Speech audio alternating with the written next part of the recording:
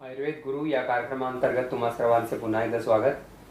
आज आपण आमंत्रित केलेला आहे पुण्याचे वैद्य आशुतोष पाटणकर यांना. आशुतोष पाटणकर हे जामनगरहून MD आयुर्वेद झालेले आहेत. सांगलीचे पंचभौतिक चिकित्सेचे प्रणेते वैद्य दातार शास्त्री यांचे ते शिष्य आहेत आणि मागील अनेक वर्ष पुण्यामध्ये यशस्वीपणे शुद्ध आयुर्वेद चिकित्सा व्यवसाय म्हणून त्यांचं नाव लौकिक आहे. त्याचबरोबरीने एक विद्यार्थीप्रिय शिक्षक आणि आयुर्वेद सिद्धांतांना, आयुर्वेद शास्त्राला एक वेगळा दृष्टिकोन देणारे, प्रत्यक्ष शास्त्राचा व्यवहारामध्ये कसा अवलंब करावा हे समजावून सांगणारे वैद्य आशुतोष पाटणकर. सर्वप्रथम आशुतोष पाटणकर यांचे स्वागत करूया. नमस्कार सर. नमस्कार. पाटणकर सरांचे आपण ह्यापूर्वी एकदा भेटलेलो आहोत. आज आपण त्यांना पुन्हा एकदा आमंत्रित केलेलं आहे. आयुर्वेदीय सिद्धांतांचे, आयुर्वेदीय शास्त्राचे व्यवहारामध्ये कसा अवलंब करावा यावर त्यांनी अधिक प्रकाश टाकावा यासाठी. सर, आम सिद्धांत ज्याचं आयुर्वेदामध्ये अतिशय महत्त्व आहे, किंबहुना आज आधुनिक जीवनशैलीचे जे आजार आहेत त्याची बरीचशी कारणं आम निर्मितीमध्ये सापडतात. तर त्या आमाच्या सिद्धांताकडे बघण्याचा आयुर्वेदाचा दृष्टिकोन काय आहे, प्रत्यक्ष व्यवहारामध्ये याचा उपयोग कसा करावा यावर तुमचा खास दृष्टिकोन आम्हाला जाणून घ्यायचा आहे. आम सिद्धांत किंवा आम ही अवस्था आयुर्वेदामध्ये प्रत्येक व्याधीमध्ये जवळपास सांगितलेली आहे. किंबहुना 99% व्याधी हे आमापासून उत्पन्न होत असल्यामुळं आमय अशीच व्याधीची पर्याय सांगून आयुर्वेदानं सुरुवात केली. आम याचा विचार करताना अग्नी आणि त्याचे वेगवेगळ्या ज्या लेवल्स आहेत, धात्वग्नी आहे, जाठराग्नी आहे, या लेवल्सना स्वतंत्रपणे आमाचा विचार करणं हे गरजेची गोष्ट आहे. आणि चिकित्सेमध्ये हा आमाचा विचार वेगवेगळ्या लेवल्सवर करून ज्या वेळेला त्याप्रमाणे औषधाची योजना करण्यात येते त्यावेळेलाच तुम्हाला पुढं प्रत्यक्षात रुग्णाला बरं वाटलेलं दिसून येतं. युजली दिसणारा पॅटर्न आहे की जीभ बघायची, महास्रोतसात आम आहे का नाही बघायचं, त्याला लक्षणं आहेत का, गौरव आहे का, हे आहे का, एवढं बघायचं आणि पुढं जायचं. आम ही अवस्था गेल्याशिवाय पूर्णपणे पंचकर्म ही चिकित्सा करता येणं केवळ अशक्य आहे. कारण वाग्भटांनी सांगितल्याप्रमाणे सर्व देह प्रविसृतांत सामान दोषा न निर्हरेत. साम दोष जोपर्यंत शरीरामध्ये आहे तोपर्यंत त्यांना निर्हरण करायचं नाही असं स्पष्ट सांगितल्यामुळं आम या कल्पनेचा विचार प्रत्यक्ष चिकित्सेमध्ये अत्यंत महत्त्वाच्या लेवलवर जाऊन पोचतो. आणि जोपर्यंत तुम्हाला समोरच्या रुग्णामध्ये व्याधी आहे ज्याच्यामध्ये ते सर्व धातू पूर्णपणे त्यातून तुम्ही आम काढून टाकलाय असं होत नाही तोपर्यंत तुम्ही पंचकर्म करायचा विचारही करू शकत नाही. पंचकर्म ही फक्त बहुदोषावस्थेमध्ये करायची इमर्जन्सी म्हणून ट्रीटमेंट या पद्धतीने एक बघता येईल. अदरवाईज जर तुम्हाला पंचकर्म करायचं असलं तर तुम्हाला आमाचा विचार हा अपरिहार्य आहे. आम हा विचार करताना स्थूल महास्रोतसात ज्या वेळेला अग्निमांद्य आहे आणि त्यामुळं झालेला आम आहे, त्यामुळं झालेला ज्वरासारखा व्याधी आहे. ज्वर हा आमापासून उत्पन्न होणारा सर्वात मोठा व्याधी आणि त्यामुळं ज्वर शिकवताना मी नेहमी मुलांना सांगायचो की आत्ता मी तुम्हाला ज्वर शिकवतोय, ज्वराच्या रूपानं मी तुम्हाला 99% व्याधींच्या चिकित्सेला सुरुवात कशी करायची किमान हे शिकवतो. आणि मग जर तुम्ही बघितलं की गुरुजींच्या वापरामध्ये इथनं गेल्यानंतर स्पेसिफिक आमपाचन कल्प जे येत होते त्याच्यामध्ये गुरुजींना मी मॅक्सिमम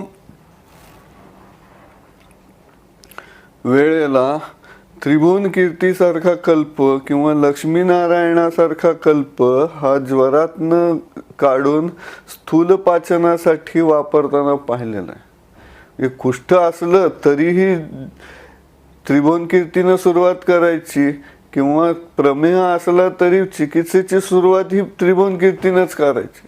कारण स्थूल स्रोतसातलं पाचन झाल्याशिवाय तुम्हाला पुढं चिकित्सा करता येत नाही. आणि तिथनं पुढं गेल्यानंतर हे त्रिभुवन कीर्ती दिली, वा वा किती छान, आता पाचन झालं, जीभ लाल दिसायला लागली. पण ती लाल दिसण्यामध्ये सुद्धा ज्या वेळेला प्रत्यक्ष शोधनाचा आणि पुढच्या लक्षणांचा विचार यायला लागतो, त्यावेळेला असं लक्षात येतं की महास्रोतसात पाचन झालं, पण अजून रससामतेची लक्षणं गेलीच नाही आहेत. रससामता आहे, रक्तसामतेची लक्षणं आहेत, मांससामतेची लक्षणं आहेत, ही गेली नाही आहेत. आणि मग ही गेली नाही आहेत असं जर व्हायला लागलं तर मग त्या ठिकाणी त्या धातुगत पाचनाचा विचार करायचा आणि तिथनं पुढं जायचं. आणि ते केल्याशिवाय मग पुढं जात नाही. म्हणून बरेच वेळेला पेशंट तुमच्याकडे येतो, अंग दुखतंय, ताप नाहीये, जीभ स्वच्छ दिसते, पण अंग दुखतंय, संध्याकाळी थंडी वाजून येते, एवढे जरी सिम्पटम असले तर त्याला रसपाचनाची गरज आहे. किंवा आयुर्वेदातले काही जण करत बोलत असतात, बाकीचेही ख्या ख्या करत बोलत असतात. घशाशी कफ जमतो ही त्यांची कंप्लेंट असते. घशाशी कफ जमतो ही या कंप्लेंटला पोस्ट नॅसल ड्रीप म्हणून सोडून द्यायच्या ऐवजी पोस्ट नॅसल ड्रीप होते का, तर तिथं रससामता आहे. आणि रससामता असल्यामुळं रस हा द्रव धातू आहे, त्यामुळं तिथं न पचलेलं पाणी घशामध्ये कुठंतरी व्यक्त होते, कारण घसा हा उदक व स्रोतसाचं स्थान आहे. त्यामुळं या माणसाला सुंठ साखर किंवा किरात तिक्त यासारखी रसपाचक औषधं जर दिली तर त्याचं पोस्ट नॅसल ड्रीप थांबून जाते. अवयव आणि आमाचा विचार ह्याचा सांगड घालून जर तुम्ही लक्षणांच्याकडे बघायला लागला तर अशा कित्येक लक्षणांच्याकडची उत्तरं तुम्हाला धातुपाचनामध्ये अडलेली दिसून येतात. जसं आर्तव स्रोतसामध्ये अप्रवृत्ती किंवा आर्तव क्षयाची लक्षणं आहेत, बरोबर वजन वाढणे, गुरुता, हे सिम्पटम्स आहेत.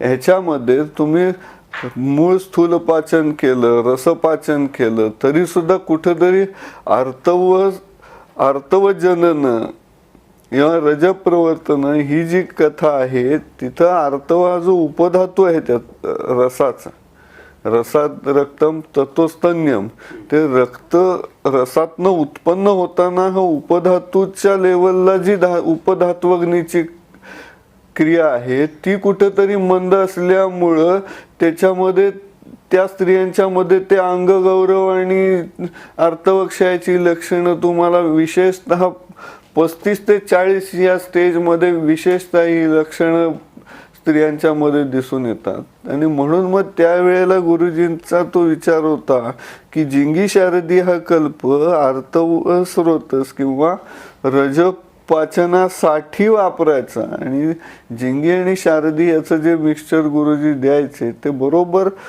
रसातून रजाचं उत्पत्ती होताना तिथं पाचनाचं काम झाल्यामुळं ते रजाचं प्रवर्तन पुढं पटकन होताना दिसायचं आणि ती सगळी त्या स्त्रियांच्या मधली गौरवादी लक्षणं नष्ट होताना दिसतात.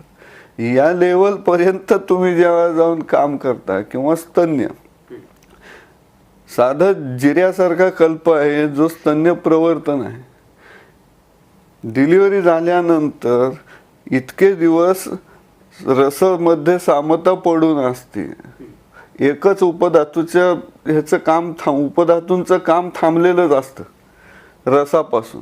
स्तन्य उत्पन्न होत असतं, त्याचा वापर हा मुख्यतः स्तनपुष्टीसाठीच होत असतो.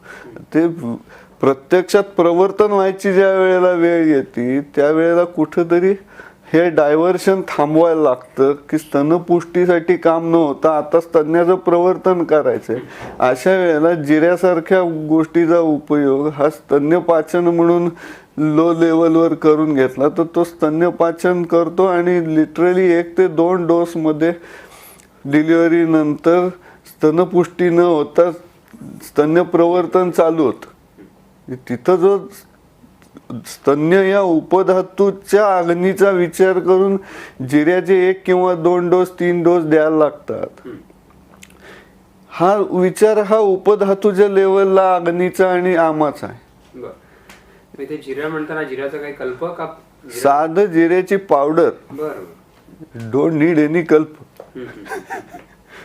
आणि कल्प म्हणजे लिटरली माणसावरच नव्हे तर व्यालेल्या गायींना सुद्धा मी ज्यानं दुधाच्या गाठी व्हायला लागतात, दुधाच्या गाठी झाल्यात करून आरडाओरडा करतात, हे कल्प द्या ते कल्प द्या.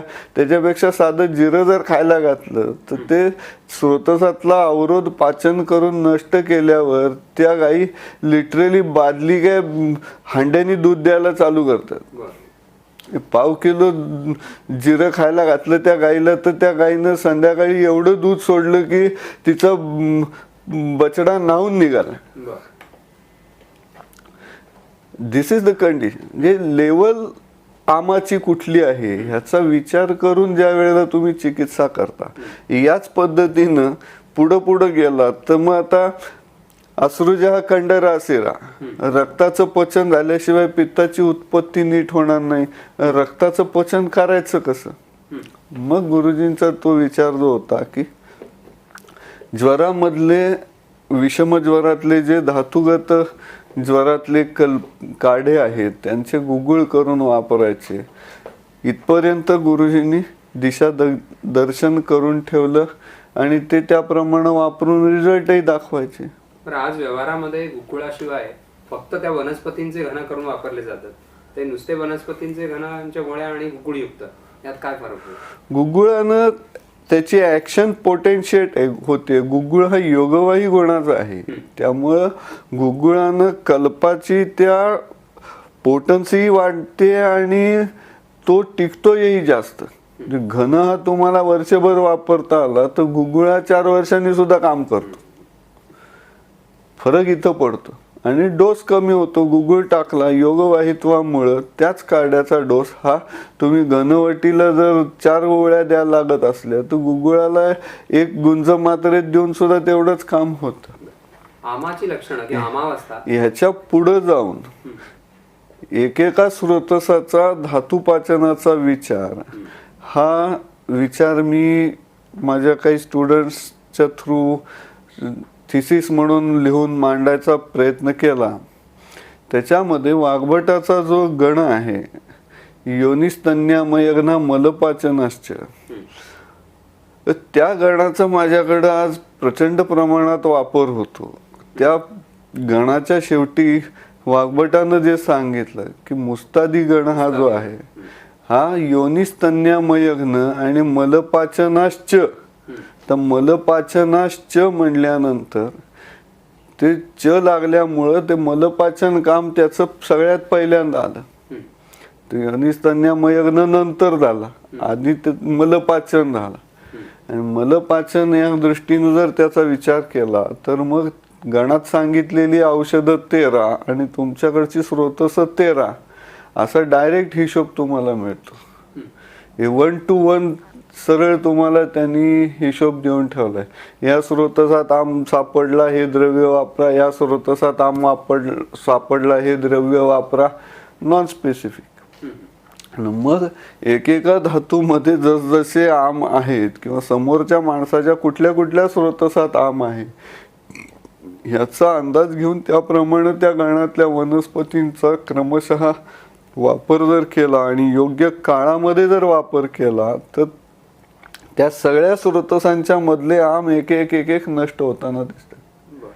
आणि हा सामान्य विचार घेऊन जर पुढे गेलं तर मग असं लक्षात येतं की नुसतं वाघभटाचं दुसरं हे जर त्याच्या बरोबर जोडून घेतला की शोधन म्हणजे प्रत्येक वेळेला पंचकर्म म्हणजे एका दिवसात 30 वेगाचं विरेचन झालं पाहिजे किंवा एका दिवशी 8 वमन झाले पाहिजेत असं नाहीये.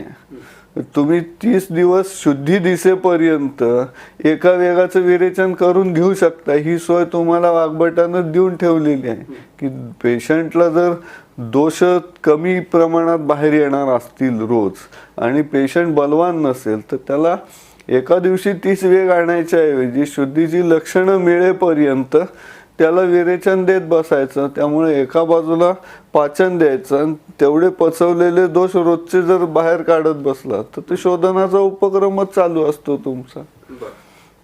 त्याच्यानंतरची जी अजून एक अवस्था मी मगाशी बोलत होतो की आम म्हणल्यानंतर आमवातामध्ये एक माधव निदानानं एक तो स्पेसिफिक डिसीज त्यांनी बाहेर काढून सांगितला आणि आमवात असं म्हणून त्यानं सांगितलेला जो प्रकार आहे तो फार भयंकर प्रकार आहे.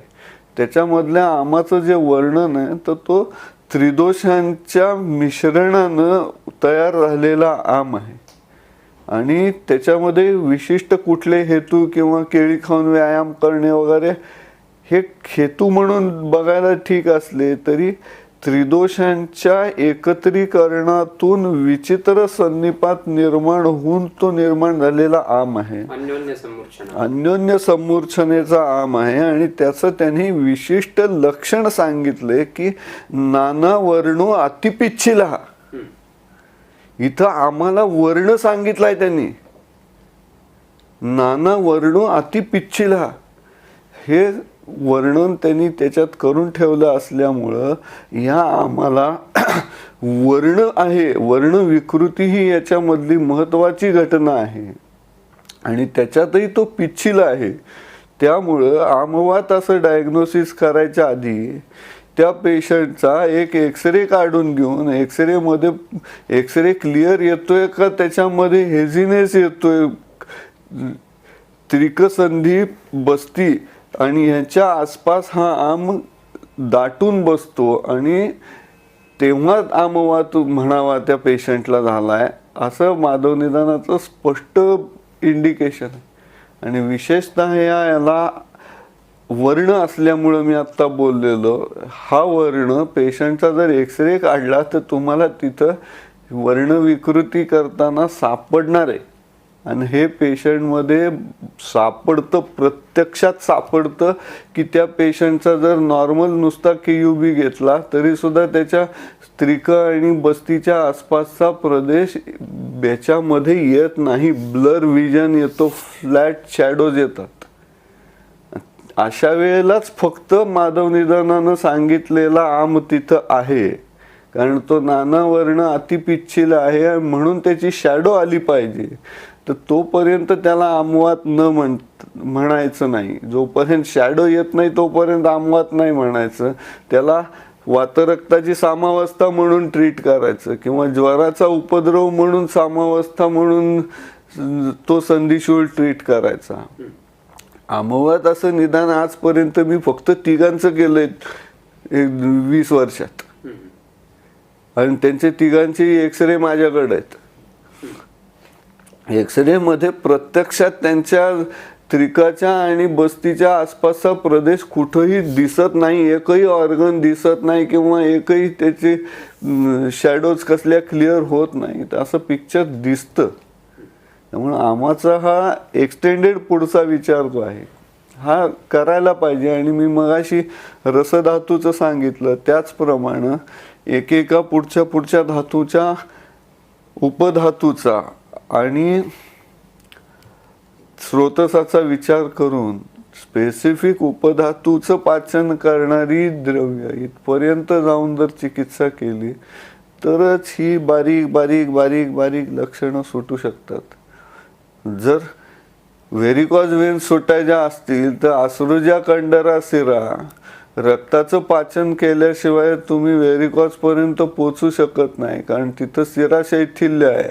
शिरातलं शैथिल्य काढायचं असलं तर आधी रक्ताचं पचन झालं पाहिजे आणि मग रक्तातनं शिरांची उत्पत्ती करणाऱ्या भागाचं स्पेसिफिक पचन करून मग तुम्हाला त्याला बल देण्याची स्नेहन चिकित्सा करावी लागेल.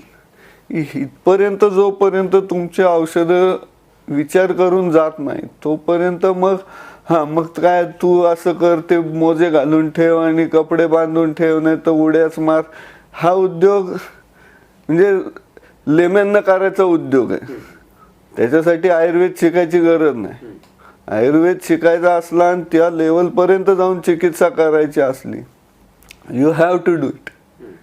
जसं स्किनमध्ये डिसीज आहे, तर मांसात वसा त्वचा षटच, तर त्वचाची दृष्टी दिसते तुम्हाला आणि तुम्ही मांसाचं पचन करणारा त्रिफळा जर वापरला नाही किंवा यवतिकता काकतिकता या ज्या आहेत ह्या जर वापरल्या नाही, तर तुम्ही त्वकदृष्टी कशी काय दूर करणार आहे?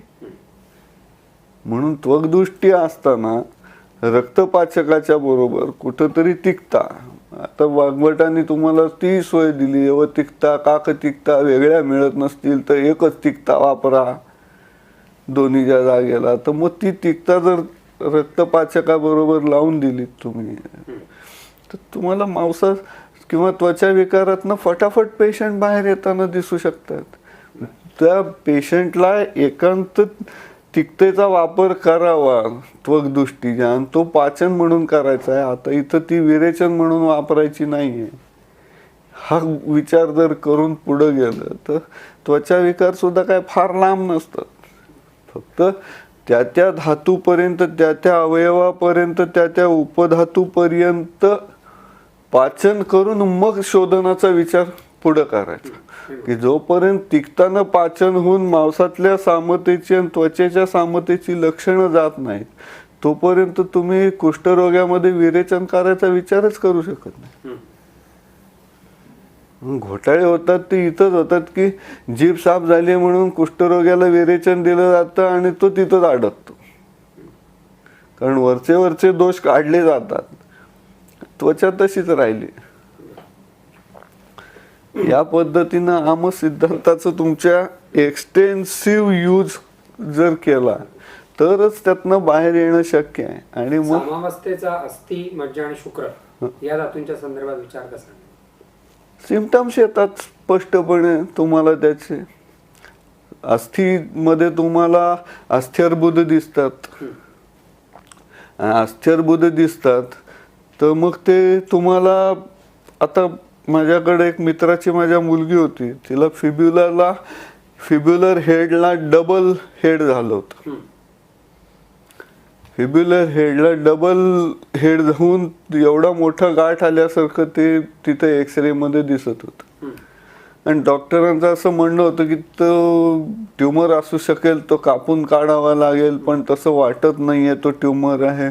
एक्सरेवरनं तरी ॲपिअरन्स नॉर्मल बोनचा वाटतोय आणि त्याला काहीतरी करायला लागेल, तो कापायला लागेल किंवा फिब्युला काढून टाकायला लागेल. मी त्यानं म्हणलं आता याला काय करायचं? म्हणलं ग्रोथच आहे ना फक्त, आपण ती करू शकतो नील. कारण अस्थि धातूचा अग्नी वाढवला तुम्हाला, तेषाम सादाती दीप्तिभ्याम धातुवृद्धी क्षयोद्भवः, हे वाग्भटानं सूत्र सांगून ठेवलं की अग्निमांद्यामध्ये धातुवृद्धी आणि अग्निवृद्धीमध्ये धातुक्षय.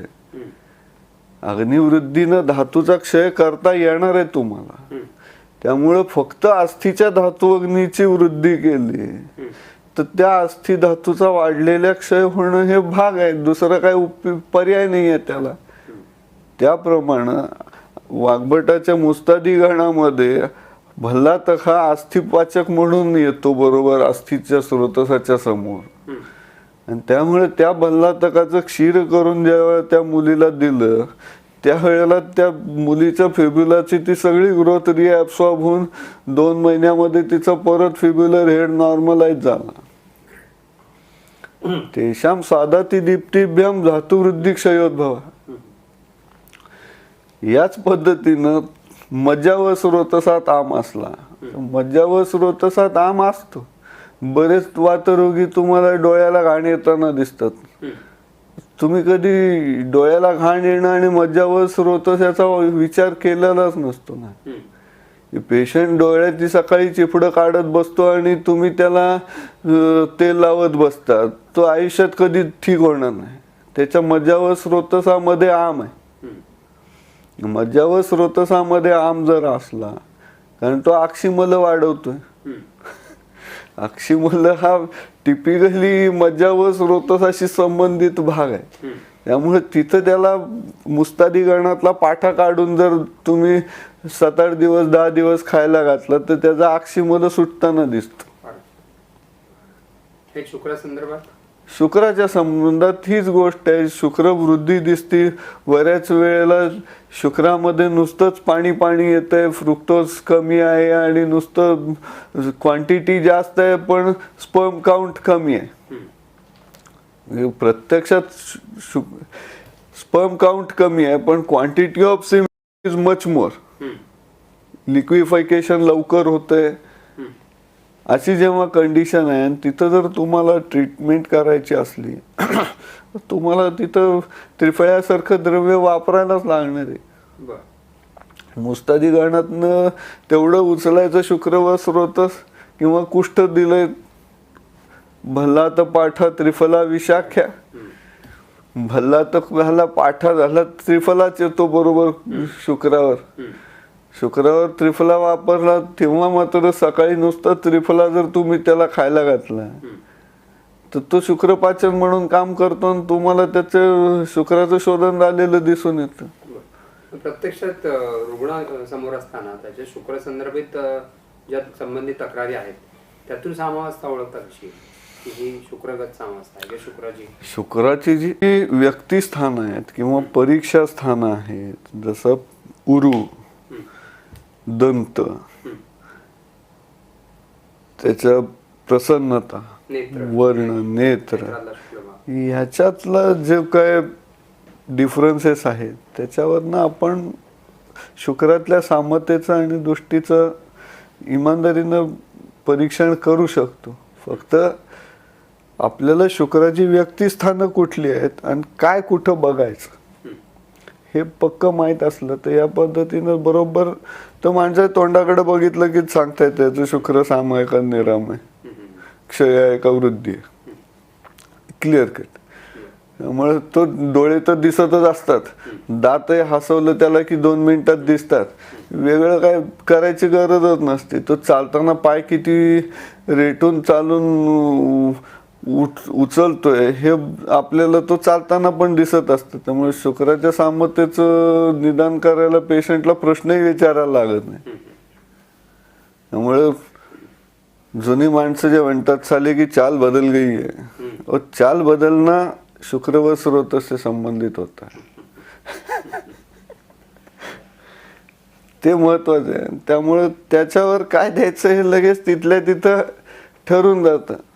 पाय ओढत चालत असला तर त्याला शुक्र पुष्टीकर पाहिजेत. पाय रेटून त्याला उचलता येत नसलं तर त्याला शुक्राला पाचन करायची गरज आहे. त्याच्यात सिंपल चीज आहे. आम सिद्धांताचा हाय ब्लड प्रेशर किंवा हायपरटेन्शन हा जो आजचा आधुनिक व्याधी आहे त्याच्याशी कसा संबंध लावतो?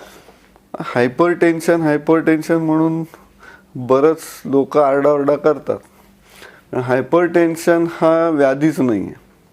हायपरटेन्शन हा एक सिम्पटम आहे. सिम्पटमला व्याधी म्हणायची आपल्याकडं पद्धत नाही. त्यामुळे आयुर्वेदात हायपरटेन्शनचा विचार जर करायचा झाला तर असं लक्षात येता येईल की ब्लड असं ज्याला तुम्ही म्हणता तो रस, रक्त आणि कोष्ठ ह्या तिन्हीचा एक एकत्र समुच्चय आहे. रसही त्याच्यातच आहे, रक्तही त्याच्यातच आहे धातू, आणि शिवाय कोष्ठस्थ रस किंवा कोष्ठ या नावानं जो एक भाग सांगितलाय रसाचा की रसधातूतला तेवढा पार्ट कोष्ठामध्ये घालायचा तोही त्याच्यातच आहे.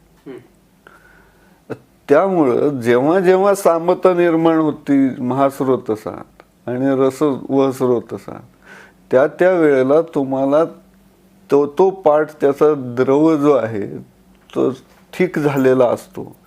हा चिकट, पिच्छील आणि जड पदार्थ असल्यामुळं ह्याचं जर इंग्लिशमध्ये ट्रान्सलेशन केलं तर व्हिस्कॉसिटी वाढवणारा पार्ट असतो. आणि व्हिस्कॉसिटी फ्लुइडची वाढली की लॅटरल प्रेशर वाढतं. यामुळे प्रत्येक सामावस्थेमध्ये काही ना काही प्रमाणात हायपरटेन्शन हे असतंच. फक्त त्या माणसाच्या व्हेन्समध्ये स्नेहन किती शिल्लक आहे ह्याच्यावरनं त्याचं किती वाढलेलं जाणवणार ह्याच्यात फरक पडतो.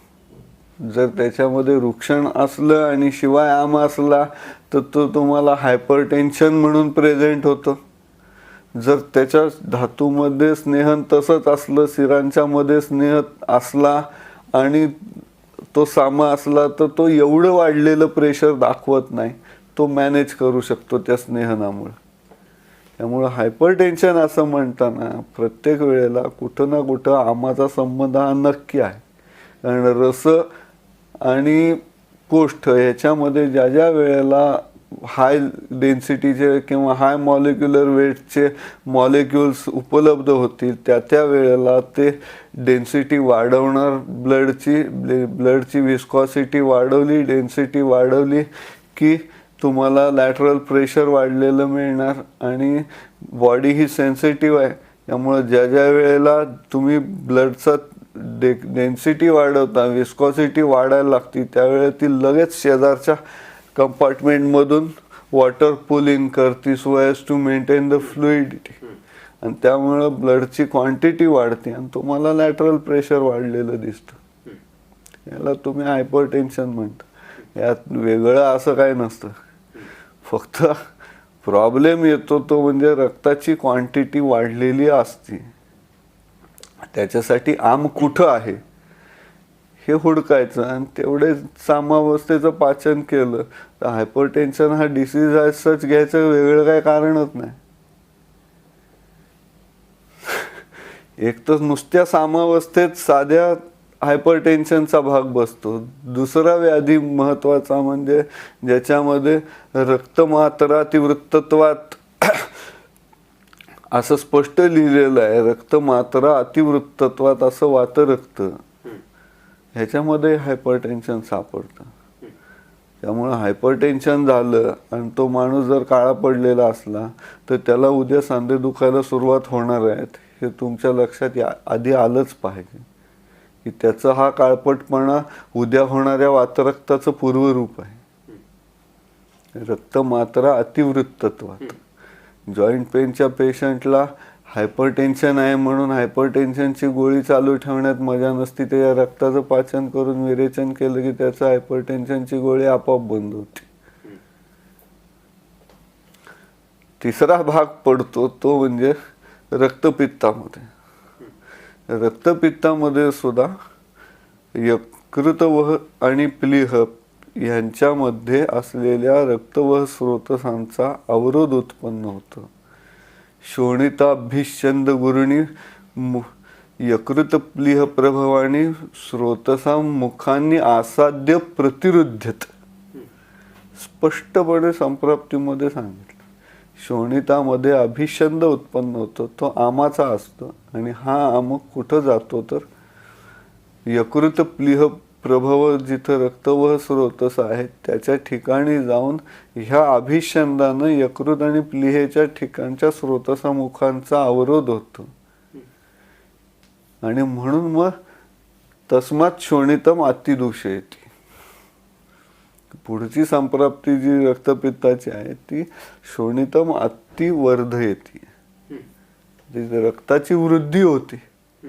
वृद्धी होती म्हणजे काय होतं, वृद्धी झाली की प्रमाणतः रक्त वाढलं. प्रमाणतः वाढलं म्हणजे ते मॅनेज होत नाही, तुम्हाला लॅटरल प्रेशर देणारच आहे. त्यामुळं हायपरटेन्शनचा वापर विचार करताना रक्तपित्तात कुठलं हायपरटेन्शन घालायचं, कुठलं वातरक्तात घालायचं आणि कुठलं ज्वरामध्ये घालायचं एवढाच फक्त फरक पडतो. अप्रोच मध्ये फक्त फरक आहे.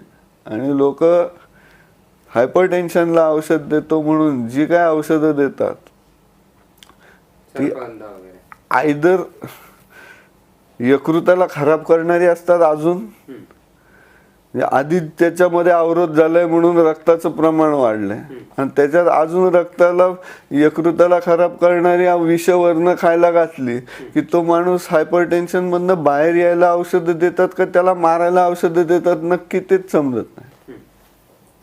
आणि म्हणे हायपरटेन्शनची ट्रीटमेंट करतात. त्यामुळं विचार करताना कुठंतरी यकृत प्लीह प्रभवा स्रोतसांचा विचार करून त्यातनं पूर्णतः बाहेर पडण्याची किल्ली आयुर्वेदानं सांगितली आहे.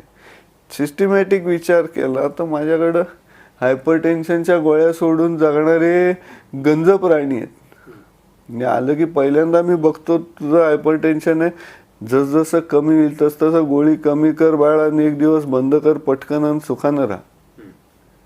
यकृताचे आवाज ज्या वेळेला आग्नेय यायला लागतात त्यावेळेला त्या माणसाला कधी हायपरटेन्शन नसतं. तुम्ही काय विचार करताय त्याच्यावर सगळं शेवटी अवलंबून आहे. यकृत प्लीहेला आग्नेय नाद आले पाहिजेत हे गुरुजींनी सांगितलं. जलीय झाले घन झाले की पेशंटचं प्रेशर वाढलेलं दिसतं. त्यामध्ये धमनी प्रतिचयाचा विचार कसा करायचा? धमनी प्रतिचय हा धमनी म्हणजे विचार सांगितलेला आहे. धमनी प्रतिचय असं म्हणल्यानंतर इथं धमनी हा जो शब्द वापरलाय तो सर्व स्रोतसांसाठी वापरलाय. इथं धमनी म्हणजे फक्त ब्लड वेसल असं नाहीये. इथं कुठल्याही स्रोतसामध्ये कफ हा वाढला की लेप बसवू शकतो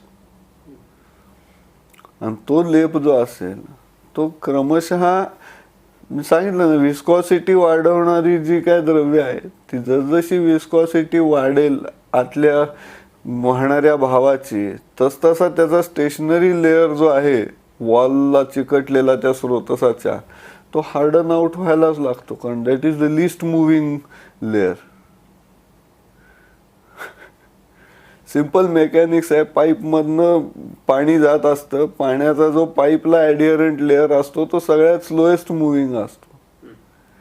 पाणी जर गढूळ व्हायला लागलं आणि चिकट व्हायला लागलं तर हा जो पाईपला चिकटलेला जो कॉन्टॅक्टमधला लेअर असतो तो कधीच हालत नसतो. लेअर्ड मुवमेंट्स असतात, फक्त मधले लेअर्स हालत असतात पाईपमधल्या पाण्याचे. एक लेअर जो पाईपला चिकटलेला असतो तो चिकटलेलाच असतो कायम. तशीच सगळ्या स्रोतसामधली अवस्था आहे. त्यामुळं कफ जिथं जिथं वाढेल, जिथं जिथं पिच्छिलता वाढेल अर्थात विस्कॉसिटी वाढेल, तिथं तिथं तो ज्या ज्या स्रोतसातून जो जो धातू जो भाव वाहत असेल त्याच्या स्रोतसाच्या बाहेर असलेला लेअर, आतल्या साईडला चिकटलेला लेअर हा स्टेशनरी असतो आणि तो जर चिकट व्हायला लागला विस्कस तर तो कालांतरानं हार्डन आउट व्हायला लागतो. जो कफाचा गुण आहे घनता वाढणे हा, आणि त्यामुळे त्याला तुम्ही धमनी प्रतिचय म्हणतात. त्याच्यात वेगळं असं काय नसतं. कफाला पचन करणारी औषधं त्या स्रोतसापर्यंत जाणारी आणि त्या स्रोतसातला आम पचवणारी कफ काढणारी औषधं जर तुम्ही दिली, धमनी प्रतिचयाचा वेगळा असा काही डोक्यावर घेऊन विचार करण्यासारखं काही त्याच्यात हे नाही आहे. त्यामुळं मग शोधनासाठी ज्या वेळेला शोथामध्ये हा प्रकार जास्ती दिसून येतो तुम्हाला. शोथामध्ये धमनी प्रतिचय हा प्रकार भयंकर आहे. त्यामुळे शोथामधली जी काय शोधन द्रव्य आहेत, गोमूत्र आहे, गोमूत्र अभय आहे, ही द्रव्य काय करतात? ही द्रव्य तुमच्या कफाचा क्षय करतात, कफाची पिच्छिलता तोडतात विसर्ग गुणानं. आणि गो अभया हा तर सुंदरच कल्प आहे. या धमनी प्रतिचयामध्ये कुठल्याही ह्याच्यात टाकता येणार कुठलंही स्रोतच असू दे, कारण हरितकी काय मलानुलोमन नाही, हरितकी दोषानुलोमन आहे. त्यामुळे ती जर गोमूत्रानं भावित करून घेतली तर स्रोतसात कुठल्याही धमनी प्रतिचय असला तरी काय फरक पडणार आहे? त्या स्रोतसापर्यंत गो अभया पोचवायची आणि विसरून जायचं, it's going to do its job. धमनी प्रतिचय म्हणजे एवढा गहन विचार करण्यासारखा भागच नाही. आर्टरीमध्ये नायट्रिक ऑक्साईडचं सिक्रेशन हा आधुनिक वैद्यकामध्ये एक अतिशय महत्वाचा मुद्दा मानला जातो आर्टरीचं हेल्थ मेंटेन राहण्यासाठी. त्या नायट्रिक ऑक्साईडचं कार्य या विषयाकडे आयुर्वेद कुठल्या दृष्टीने बघतो? सार्वदेहिक शुक्रधातू, नायट्रस ऑक्साईडचे कंपाऊंड जे आहेत हे जनरल हेल्थ मेंटेनन्स ह्याच्यामध्ये आणि एन्जॉयबिलिटी ह्याच्या मूड इलेव्हेशन ह्याच्यामध्ये प्रचंड महत्त्वाचे आहेत. असं एक आर्टिकल मला वाटतं मी 1996 मध्ये वगैरे ते आर्टिकल वाचलेलं आहे. एकंदर वायग्राच्या याच्यामध्ये नायट्रिक ऑक्साईडचाच रोल आहे. 1996 मध्ये ते आर्टिकल वाचलेलं आहे. ते सार्वदेहिक शुक्रधातूची तुमच्याकडे जी कल्पना आहे, हर्ष, प्रीती, चवन, ही सगळी शुक्राची लक्षणं सांगितली आहेत. त्यामुळे नायट्रिक ऑक्साईड म्हणा म्हणजे तो शुक्राचाच एक हिस्सा झाला ना. सार्वदेहिक शुक्र या स्वरूपात तुम्ही तो विचार करून त्याचा बाहेरनं तेवढा सप्लाय केला तर तो तुम्हाला तेवढं तात्पुरतं काम झालेलं दाखवतो. पण मग घृतकल्पनांचा नायट्रिक ऑक्साईडच्या कार्यावर चांगला उपयोग होईल काय? नाही होणार, कारण घृतामध्ये नायट्रोजन असतो कुठं. आपले जे घृताचा कल्प आहे ते बहुतांशी सगळे शुक्रवर्धक आहेत. शुक्रवर्धक आहेत. मग तो इथे होईल का? नाही होणार, विशेष नाही होणार. त्याच्यासाठी वाजीकरण हा विचार करताना वाजीकरणाध्यायाचा विचार तुम्ही जर बघितलं तर प्रत्येक कल्पाचं टार्गेट, प्रत्येक त्यातल्या पादाचं टार्गेट सेपरेट सांगितलेलं आहे. काही कल्प हे जनरलाइज्ड ऍक्शन करणारे आहेत, काही कल्प फक्त अपत्यकर आहेत, काही कल्प अपत्य संतानकर आहेत, काही कल्प मनसा संप्रहर्षणम स्पेशल सांगितलेले 6 ते 7 कल्प आहेत. त्या 6 ते 7 कल्पांचंच तुम्हाला नायट्रिक ऑक्साईड वाढवण्यामध्ये काम मिळणार आहे. यद्यच्च मनसः संप्रहर्षणम. आता प्रहर्ष योनयो योगा प्रोक्ता दशपंचच असं 3ऱ्या पादामध्ये तो स्पष्ट सांगतो. प्रहर्ष योनयो योगा.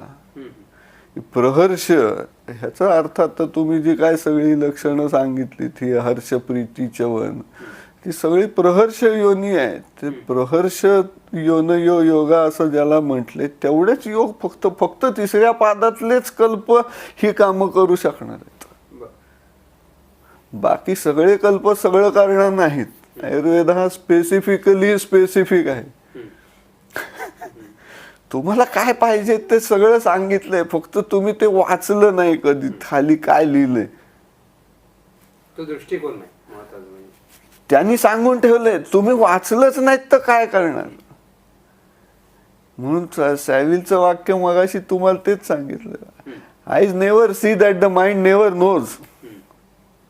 मनसी व्याकुले चक्षु पश्यन्नपि न पश्यती. समोरनं निघून जातात गोष्टी पण माणसाला दिसलं म्हणत नाही. तो शर्माजी आमच्याकडं आले आणि शिकवायचे आम्हाला रसशास्त्र. भैषज्य कल्पनेचं लेक्चर घ्यायला आले आणि म्हणले उसकी मात्रा दे दीजिए. आता सगळ्यांना वाटलं की उसकी मात्रा दे दीजिए. गुरुजी म्हणाले की मी तर तुम्हाला मात्रा सांगितली. गुरुजी तर काय बोलले नव्हते. गुरुजींनी फक्त हात वर केला होता. सगळ्यांना वाटलं गुरुजींना हातवारे करायची सवय आहे म्हणून गुरुजींनी हात वर केला. गुरुजींनी मात्रा सांगितली ती हात वर करून. उसकी मात्रा पाणी तल है. पाणी तल का अर्थ 1 तोला होता है. त्याच्यासाठी हात वर केला था. उसकी मात्रा दे दीजिए. पश्यन्नपि न पश्यती. हात वर केलेला दिसला पण त्यातून मात्रा सांगितली हे लक्षात नाही आलं. हात काय उगाचच वर केला नव्हता. ते काय अमिताभ बच्चन सारखे डायलॉग मार करण्यातले नव्हते. ही मात्रा सांगणं होतं. ती मात्रा सांगायचे तर मग तुमच्या डोक्यात पाहिजे की हात वर केला म्हणजे पाणी. पाणी तल म्हणजे 1 तोळा 10 ग्रॅमची मात्रा सांगितली गुरुजींनी कल्पाची. पश्यन्नपि न पश्यती. हात वर केलेला दिसला पण मात्रा किती सांगितली ते समजलं नाही. सर, पश्यन्नपि न पश्यती ह्या सूत्राला अनुसंगून कोरोनरी आर्टरी डिसीजवर थोडा प्रकाश टाका तुमच्या दृष्टीने. कोरोनरी आर्टरी डिसीज म्हणजे वेगळं असं काय त्याच्यात नाहीये. आत्ताच आपण धमनी प्रतिचयाचा विचार केला. गटार साफ करणे आणि कोरोनरी आर्टरी साफ करणे ह्याच्यात सिमिलर मेकॅनिझम आहे.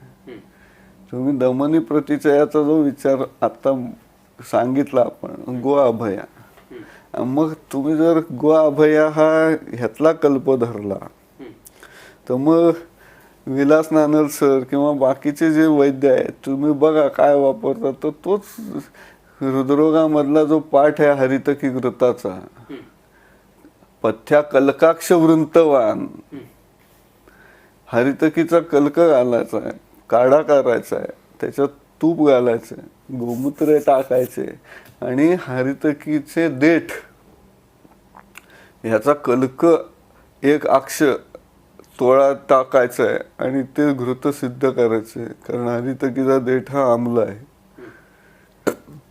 हरितकीचा देठ हा आम्ल असल्यामुळं आम्ल रसाचा, गोमूत्राचा क्षार, हरितकीचा काढा आणि पथ्याच्या देखाचा कल्क एक तोळा टाकायचा आणि ते तूप सिद्ध केलं तर हा तुमच्या त्या धमनी प्रतिचयावर सर किती वर्ष सुखानं आणि नीट वापरतात. पण ते ब्लॉकेज जे तयार होतात, त्या ब्लॉकेज तयार होण्याची जी संप्राप्ती आहे त्याला आयुर्वेदीय दृष्टिकोन कसा देता येईल? मग आता आपण सगळा आमाचा जो विचार केला तेवढाच विचार आहे त्याच्यात, त्या सुद्धा धमनीच आहेत ना.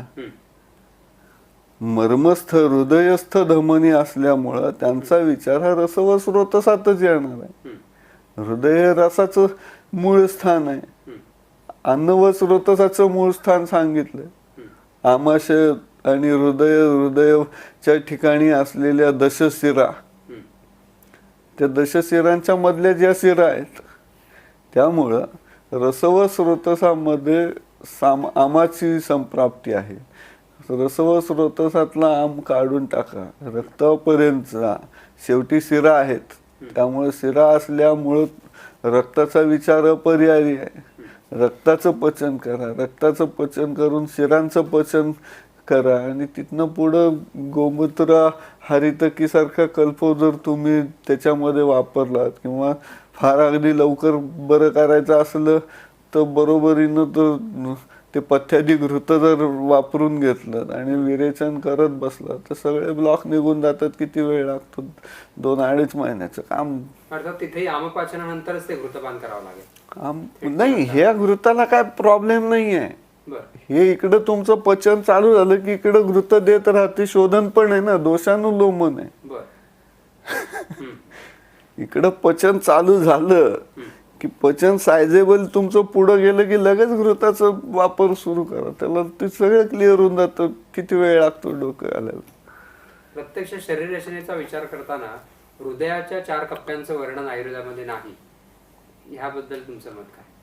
शरीर रचना हा खरं तर माझा विषय नाही, पण एकंदरच हृदयरोगाचं वर्णनामध्ये, हृदयरोगाचं वर्णन हे जर म्हणलं तर 4 कप्प्यांचं वर्णन आहे का नाही याच्यापेक्षा आयुर्वेदानं जे काय हृदयाचं वर्णन सांगितलंय ते आजतागायत मॉडर्नच्या लोकांना समजलेलंच नाही. मॉडर्नचे लोक तुम्ही जे आता करोनरी आर्टरी डिसीजला हार्ट डिसीज म्हणून म्हणता, हा आयुर्वेदातला हृदरोग नाहीच आहे. ह्याला हृदरोग म्हणून ट्रीट करायचं कारणच नाही. Few symptoms may be occurring, पण हा हृदरोग नाहीच आहे. हृदरोगाची चिकित्साच करायची नाही आहे त्याच्यावर. हा परतंत्र हृदरोग आहे.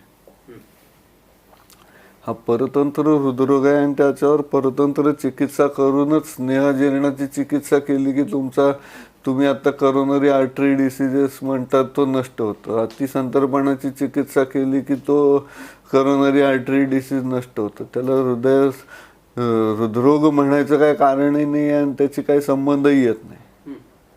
आयुर्वेदानं हृदरोग हे जे सांगून ठेवले ते स्पेसिफिक कंडिशन्स आहेत आणि त्या स्पेसिफिक तशाच तेच सिम्पटम्स घेतलेल्या वेगळ्या दिसतात. त्यावेळी तुमच्या ECG चेंजेस नसतात तरीही त्याला सिम्पटम्स असतात आणि त्यावेळी त्याला आयुर्वेदातला हृदरोग म्हणायचं.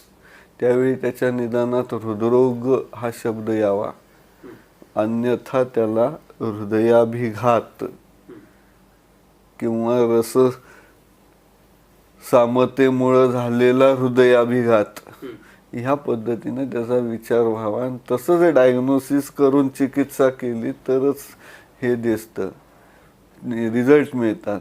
इथं तुम्ही हृदरोगातले कल्प वापरतो म्हणून तिथनं जर उचलले हृदयातनं आणि करोनरी आर्टरी डिसीजवर द्यायला गेलात, काहीही होणार नाही, काहीही होणार नाही. एक्सपेक्ट करू नका.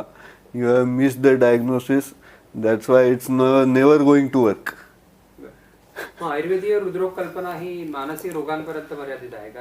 नाही, नुसतं मानसिक रोगांच्या पर्यंत नाही आहे. ते खूप स्पेसिफिक सिम्पटम कॉम्प्लेक्स आहेत आणि ते तसे दिसले तरच त्याला तो हृदरोग म्हणा. आता खरं तर आमाचा विषय चाललाय, पण त्रिदोष सिद्धांताचा आपण थोडासा याच्यात हे घेऊया की त्रिदोष सिद्धांत हा आयुर्वेदाचा जो परवा तुम्ही मला सांगून गेला की ह्याचा प्रॅक्टिकल विचार कसा करायचा. प्रॅक्टिकल विचार त्रिदोष सिद्धांताचा असा आहे की संहितेमध्ये जे काय तुमच्या प्रत्येक जवळपास व्याधीचे काही विशिष्ट अध्याय जर सोडले तर वातज, पैतिक, कफज, सन्निपातक, द्वंद्वज असे प्रकार सांगून ठेवले. याच्यामध्ये ते जे काय प्रकार सांगितलेत ते प्रकार हे ईच त्या टाईपची वेगळी संप्राप्ती आहे आणि ती वेगळा रोग म्हणून घ्यायची आणि म्हणून त्याचा प्रत्येकाचा विचार हा स्वतंत्र करायचा. वातिक शोथ, पैतिक शोथ, कफज शोथ सगळ्याच्या संप्राप्तीमध्ये फरक आहे आणि म्हणून ज्याच्या ज्याच्या संप्राप्ती वेगळ्या सांगतो त्याच्या त्याचेच नावं वेगळी सांगतो असं स्पष्टपणे लिहून ठेवलेलं आहे ग्रंथामध्ये.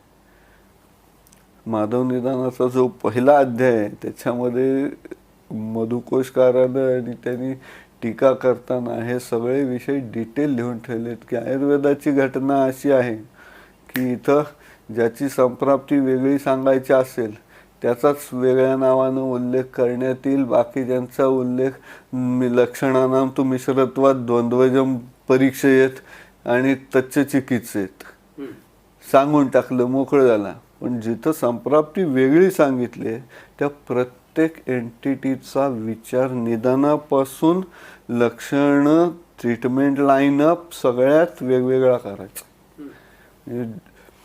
ज्वराची संप्राप्ती म्हणून मी पहिल्यांदा ज्या वेळेला ज्वर शिकवायला उतरायचो त्यावेळेला सगळ्यांना पहिलाच प्रश्न तो विचारलेला असायचा की ज्वराची संप्राप्ती आहे, निदान स्थानामध्ये सांगितले. एकच श्लोक जवळपास 3 वेळा रिपीट केल्यासारखा सांगितला आहे. एकच श्लोक 3 वेळा रिपीट केल्यासारखा सांगितलं, पण नाही आहे. त्याच्यात मायन्यूट फरक आहे आणि तो फरक जर लक्षात घेतला तर मग वातज ज्वर वेगळा आहे, पित्तज ज्वर वेगळा आहे, कफज ज्वर वेगळा आहे. आणि म्हणून वातज ज्वराची चिकित्सा पैतिकाला चालत नाही, पैतिकाची कफजाला चालत नाही. उपाय वेगळे, द्रव्य वेगळी, सगळं सेपरेट होऊन जातं. त्यामुळं आयुर्वेदातले हे जे सांगितलेले रोगांचे संप्राप्तींचे प्रकार आहेत ते स्वतंत्र व्याधी म्हणून ट्रीट करून त्याची वेगवेगळी संप्राप्ती लिहून ती वेगळी समजावून सांगून त्याचा चार्ट बनवून शिकवण्याची पद्धत मी अवलंबलेली होती. माझ्याकडं मी जेवढे व्याधी भारतीमध्ये असताना शिकवलेत, नंतर शिकवलेत, सगळ्यांचे प्रत्येक संप्राप्तीचा फ्लो चार्ट आणि कुठल्या स्रोतसात कुठल्या धातूमध्ये कुठल्या गुणांनी काय फरक आहे सगळ्या संप्राप्तीमध्ये तिन्हीच्या हे मोठ्या फ्लोचार्ट्सवर लिहून मुलांच्याकडनंच लिहून घेतलेलं आहे सांगून आणि त्या पद्धतीनं शिकवलंय. त्यामुळं त्यांना कुठं आजतागत अडचणी आलेल्या नाहीत. सगळेजण नीट इमानदारीनं प्रॅक्टिस करते.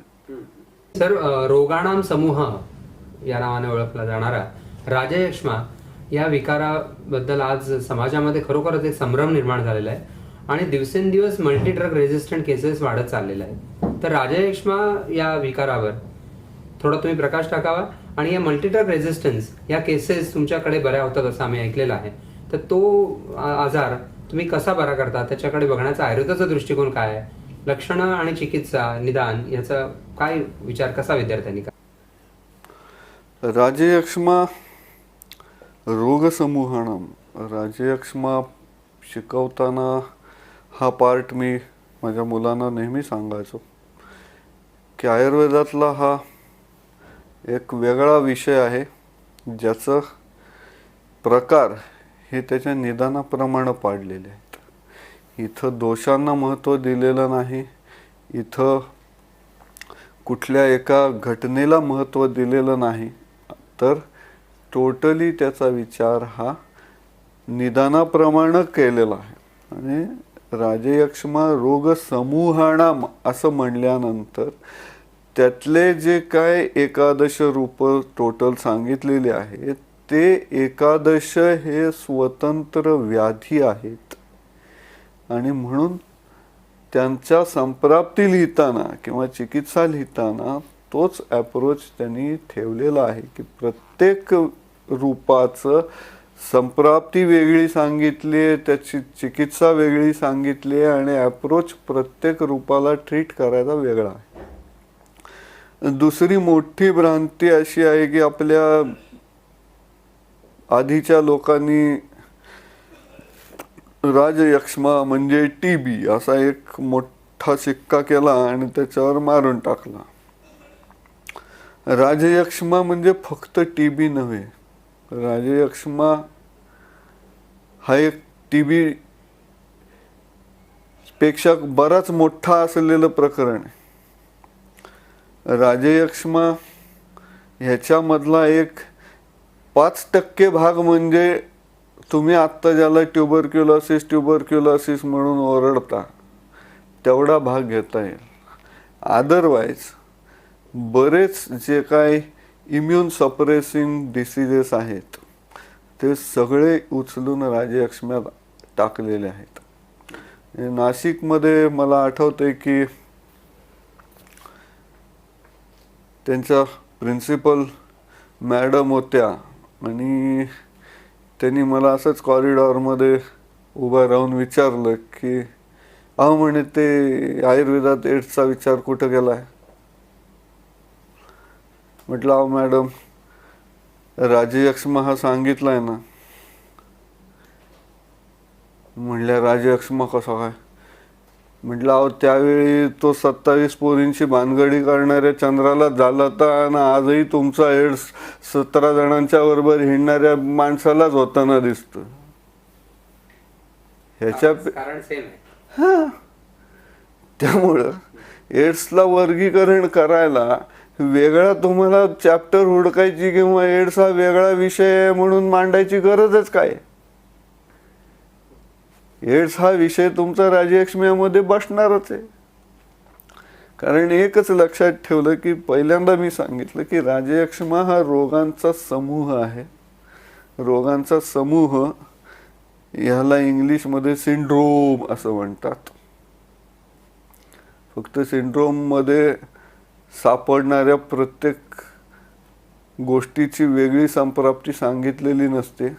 हे आयुर्वेदाचं महात्म्य आहे की त्यांनी प्रत्येक त्यातल्या हिश्श्याची वेगवेगळी संप्राप्ती पण सांगून ठेवली आणि चिकित्सेचा अप्रोच पण सांगून ठेवला.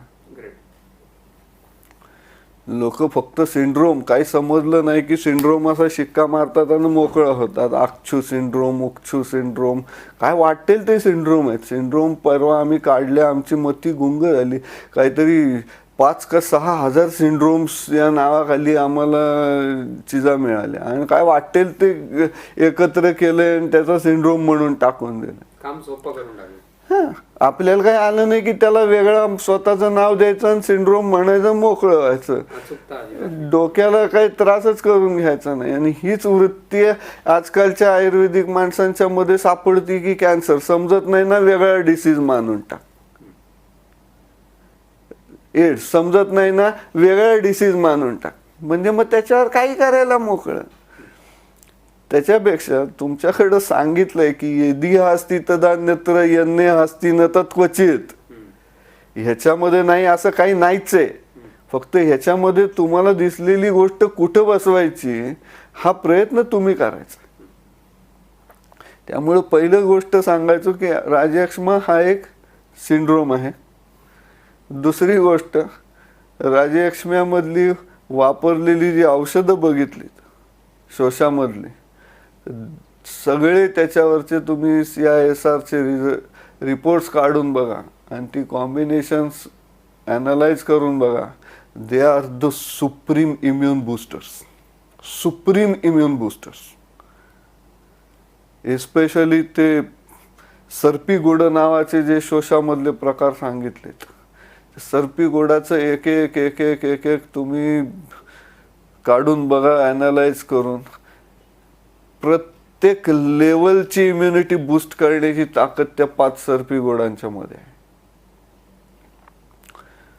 आता जर बघितलं तर इम्युन बूस्टर्स वापरलेला एक व्याधी आणि तो सिंड्रोम आहे.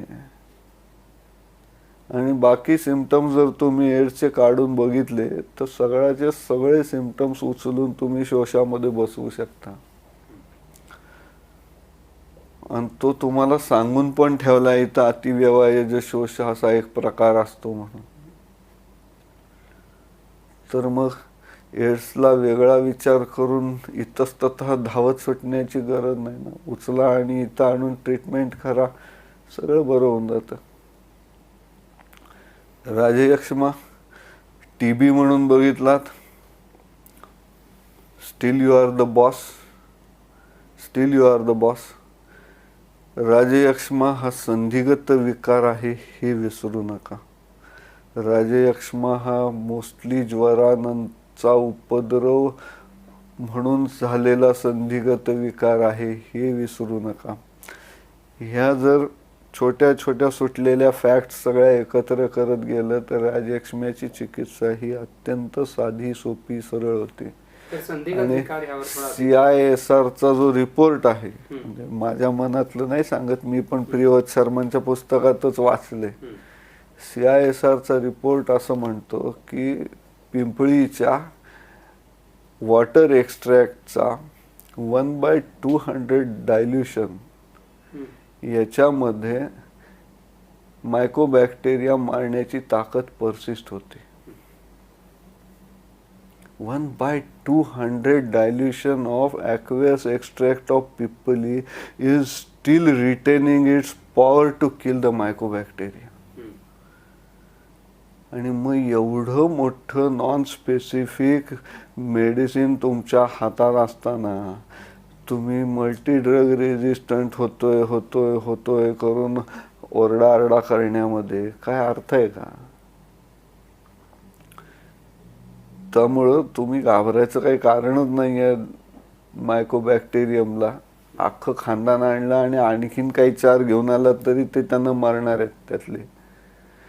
त्याचा प्रश्नच नाही आहे, ते मरतातच. माझ्याकडं मी भारती हॉस्पिटलला असताना आमच्या एकाने सांगितलं की अरे तो बघणाऱ्याला असते एवढं चालू केलंय, हे मायसिन चालू आहे, रिफॅम्पिसिन चालू आहे, असं चालू आहे, तरी त्याचं ते इव्हिनिंग रायझिंग टेम्परेचर जात नाही आहे आणि आता कसं मॅनेज करायचं.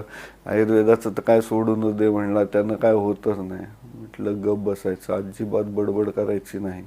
तुला काय पाहिजे, तुझं झालं करून. हो म्हणलं, त्याला रिफॅम्पिसिननं जात नाही आहे टेम्परेचर. उद्या संध्याकाळी त्याला टेम्परेचर आलंय का मला नोट करून ठेव आणि सांग. त्याला तालीशादी चूर्ण आणि पिंपळी मिक्स करून चालू केले. 1.5 दिवसात त्याचं टेम्परेचर इव्हिनिंग राईज बंद होऊन गेला.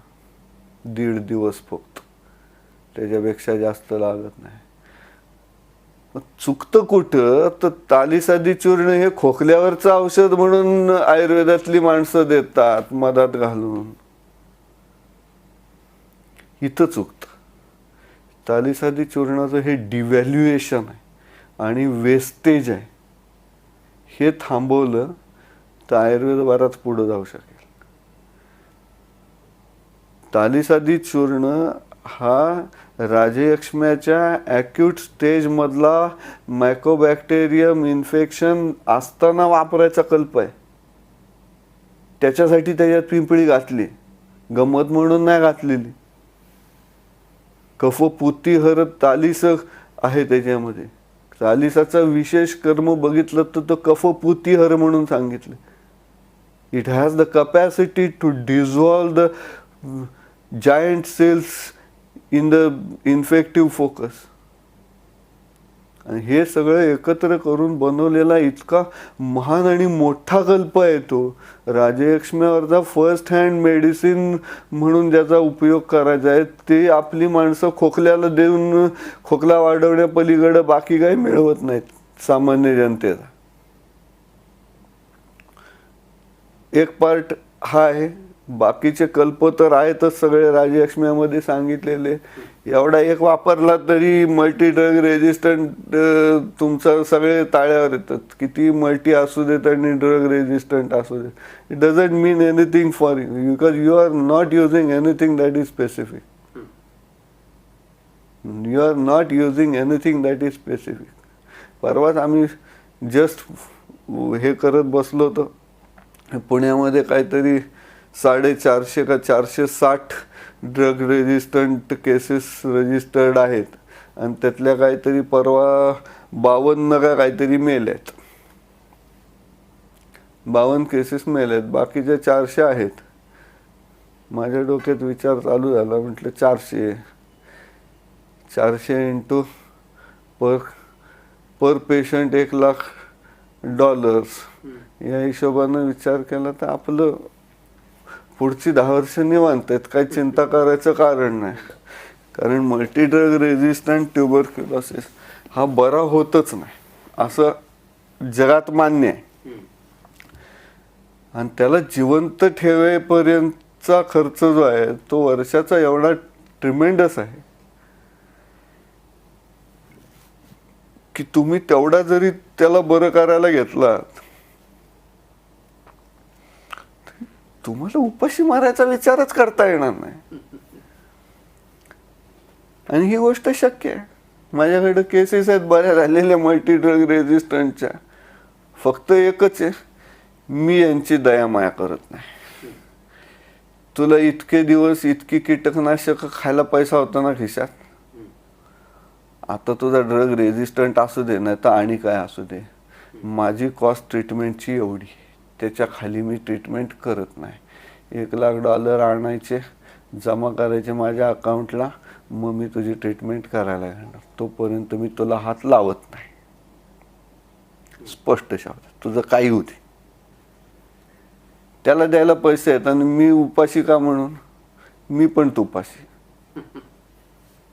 सर, राजयक्ष्मा रोगाधिकार चूर्ण जे आहे तालिसादी आहे. दुसरी गोष्ट राजयक्ष्मा रोगाधिकार या अर्थाने सितोपलादी सांगितलेलं आहे. तालिसादी सांगितलंय. तालिसादी हे ॲक्यूट इन्फेक्टिव्ह स्टेज मधलं मेडिसिन आहे राजयक्ष्म्यातलं. आणि मग लोक म्हणतात की सितोपलादी कुठे द्यायचं सर. मग अप्रोच मध्ये फरक आहे. एकच लक्षात ठेवा की बॉडीमध्ये सगळ्या टिश्यूजना ट्युबरक्युलोसिस होऊ शकतो except skin. Skin is a tissue where mycobacterium can't do anything in the world. आणि म्हणून तुम्हाला मॉडर्न थेरपीनं हील झालेल्या ड्रगनी त्यांच्या हील होतो ट्युबरक्युलोसिस. म्हणजे तो तिथं गठ्ठा होऊन तसाच राहतो, तो तुम्हाला लंगमध्ये दिसतो, तो रिॲब्सॉर्ब होत नाही, कॅल्सिफाईड होतो, लंगची कॅपॅसिटी नष्ट होते. आयुर्वेदाचा अप्रोच वेगळा कुठं आहे तर आयुर्वेदाचा अप्रोच इथं वेगळा आहे की आयुर्वेद इन्फेक्शन तर मारतोच, तिथं गाठ न होऊ देता तिथले सगळे लिक्विफाय करतो. कारण मी आत्ताच बोललो की तालिशम कफपूतिघ्नम, जमा झालेल्या कफाच्या मधले सगळे घट्ट झालेले मॉलिक्युल्स आणि हाय डेन्सिटीचा जो लिक्विड बनलाय तो सगळा शॅटर आउट करून लो डेन्सिटीच्या फ्लुइडमध्ये कन्वर्ट करायचं काम तालिसादी करतं, which is never done by any other medicine in the world. आणि ते केल्यानंतर तुम्ही त्याच्या बरोबरीनं ज्या वेळेला मृदूशोधन करून मृद्विकारिष्टासारखं अरिष्ट देता, राजलक्ष्मीतच त्याचं डिझाईन टाकलंय, ही खूप विचित्र गोष्ट आहे. ते मृदूशोधन करून घेऊन हे तो कफ सगळा जो आहे ते दोष एकत्र झालेले ते सगळे आणून बाहेर काढून घेता. त्याच्यानंतर आयुर्वेद हा बेजबाबदारपणे पेशंटला तसंच टाकून जात नाही, परत तिथं ओपन कोटर राहिलाय आणि ये बॅक्टेरिया बस इथं छान दिसतंय म्हणून घर केलंय. आयुर्वेदाला हे माहीत आहे की स्किन हा एकच टिश्यू बॉडीमधला असा आहे ज्याच्यावर इन्फेक्शन होत नाही. त्यामुळं आयुर्वेदानं सीतोपलादी चूर्णाची डिझाईन केलं की सीतोपलादी चूर्णामध्ये असलेलं जे वंशलोचन आहे ते बांबूला आतनं कोट मारतं आणि त्यामुळं कुठल्याही स्रोतसामध्ये आतला लेअर इपिथेलियम ग्रो करायचा असेल तुम्हाला तर तिथं वंशलोचनाचा वापर आयुर्वेदानं करून घेतलाय, यथा लोके तथा देहे म्हणून. आणि म्हणून त्याच्यातलं सीतोपलादीमधलं वंशलोचनाचं प्रमाण बघा ते जास्त आहे. आणि त्या लेवलमध्ये यूज करून बरोबर टिश्यू स्टेबिलायझिंग एजंट साखरेसारखा टाकून जीवनीय आणि ह्या दोन्ही गोष्टींचा एकत्र वापर करून धात्वग्नीच्या साह्यानं पिंपळी चूर्ण टाकून धात्वग्नी वाढवायला बरोबर आयुर्वेद त्या आतनं झालेल्या सगळ्या रिकाम्या कोटराला इपिथेलियल लायनिंग मारून घेतोय. आणि epithelial lining is skin, skin is epithelium. आणि तो इपिथेलियल लायनिंग मारल्यामुळं त्या स्पेसला तिथं एअर येईल जाईल पण इन्फेक्शन नाही होणार. परत रिइन्फेक्शन होण्याचे चान्सेस आयुर्वेदामध्ये शून्य होतात, कारण आयुर्वेद हा सीतोपलादी चूर्ण वापरतो. पण आजचं दुर्दैव असं आहे की आपले वैद्य साध्या सर्दी खोकल्याला सीतोपलादी चूर्ण बाहेर काढतात. मच्छर मारायला मशीन गन वापरायचा प्रकार आहे हा. ते त्या लायकीचं औषधच नाहीये, महान रसायन आहे ते महान रसायन कुठल्याही छटाक कामाला वापरायचं आणि मग म्हणायचं आयुर्वेद असाच आहे यार, त्याला काय होत नाही, त्याचं कसं करायचं. हा ॲप्रोच चुकतो म्हणून गोष्टी बिघडतात. आणि सीतोपलादी चूर्ण मार्केटला मिळतं तेवढं स्वस्त स्वप्नातही मिळत नाही. मी सीतोपलादी बनवतो, मला सीतोपलादी मी 1994ला बनवलं, त्यावेळेला 550 रुपये किलोनं पडलं बनवून. आला एकदा बाकी सगळे गोष्टी मेहनत आणि सगळ्या आला एकदा 550 रुपये किलो मटेरियल कॉस्ट पडली ती. त्यावेळी बाजारात 140 रुपये किलो सीतोपलादी चूर्ण विकलं जात होतं. मला पुण्यातल्या मोठ्या वैद्यांनी सुद्धा सांगितलं, मला आधी मोठ्या तोंडानं म्हणले की तू करशील तेव्हा मालासाठी पण कर, चांगलं करशील. कॉस्ट सांगितल्यावर म्हणले जाऊ दे 140नं मिळतंय, खोकल्याला द्यायचंय तर काय. म्हणलं तुम्ही देत बसा, माझं माझ्याकडं राहू दे, मी तुम्हाला देणार नाही आणि परत सांगणारही नाही काय केलं तर. माझ्या सीतोपलादीनं मी ट्युबरक्युलोसिसचे पेशंट तालीसादी देऊन झाल्यावर, शोधन देऊन झाल्यावर व्यवस्थित मेंटेन करतो आणि काहीही त्यांना परत रिकरण झालेला नाही. आता मी छाती ठोकपणे सांगू शकतो, कारण पहिला मी पेशंट ट्रीट केला दॅट वॉज इन 1993, त्याला आजतागायत परत ट्युबरक्युलोसिसचा रिकरन्स नाही. सर मगाशी एक विधान केलं की राजयक्ष्मा हा संधी विकार आहे, त्याच्यावर संधिगत विकार आहे. वेगवेगळ्या धातूच्या मधले संधी जे आहेत ते इन्व्हॉल्व होत आहेत, म्हणून तुम्हाला राजयक्ष्मा आणि शोष हे एकत्र क्लब करायला सांगितले त्यांनी ट्रीटमेंटसाठी. राजयक्ष्मा आणि शोष हे एकत्र क्लब करायला सांगितले. आणि शोषातली जी ट्रीटमेंट मग जर तुम्ही बघितलीत की जी राजयक्ष्म्यात नंतर द्या असं पुढचं विधान त्यांनी करून ठेवले, ती त्या अवस्थेत वापरायची. शोधन करताना राजयक्ष्म्यामध्ये वेगवेगळ्या धातूंच्या मधले, वेगवेगळ्या स्रोतसांच्या मधले संधी जे आहेत ते कुठंतरी स्क्लेरोज होत आहेत. आणि ते स्क्लेरोज झाल्यामुळं टिश्यू कम्युनिकेशन कमी पडतंय, त्यामुळं त्या धातूंचा शोष तुम्हाला दिसतोय किंवा क्षय झालेला दिसतोय, त्या ऑर्गन्समध्ये विशिष्ट क्षय झालेला दिसतोय. आणि या अर्थानं हा संधिगत विकार आहे. चारही प्रकारचे राजयक्ष्मा हे जसे संहितेत सांगितले तसेच आजही दिसतात. साहस जे दिसतो, उरक्षतानंतर होणारा दिसतो, दुष्ट आहार किंवा आहारातून दोषदुष्टी होऊन होणारा जो प्रकार आहे तोही दिसतो. चारही प्रकार जसे पुस्तकात सांगितले तसे दिसतात. सगळे त्याची रूप आहेत ती पूर्ण दिसतात. ती जे काय म्हणजे प्रतिशय करून लोक येतात बऱ्याच वेळेला, त्यांचा विचार कधी आपण राजयक्ष्मा म्हणून करत नाही. माणूस प्रतिशय म्हणून येत असतो, कधी आपण त्याला हा प्रश्न विचारतच नाही, कारण राजयक्ष्म्यामधला तो स्पेसिफिक सिम्पटम आहे. माणूस सांगत असतो पण आपण लक्ष देत नाही. मारुताधमात शिरसा शायते मारुतम प्रती, तो सांगत असतो की मला सारख्या शिंका येतात आणि डोकं हलकं होतं. पण त्यावेळेला आपण वैद्य म्हणून पुस्तकात वाचलेला हा सिम्पटम आहे की मारुताधमात शिरसा, डोकं आतनं फुगा घालून फुगवल्यासारखं वाटतं का, हा प्रश्न आपण कधी त्याला विचारत नाही. आणि तू विचारून बघा, बरीच जण तुम्हाला हो म्हणून सांगतात. मारुताधमात शिरसा शायते मारुतम प्रती, हे जर टिपिकल सिम्पटम असला त्याच्या शिंका येण्याच्या मध्ये, तर तुम्हाला त्याला सामान्य प्रतिशयाची चिकित्सा करून चालणार नाहीये. तो राजयक्ष्मा आहे, त्याला राजयक्ष्म्याची चिकित्सा करायला पाहिजे.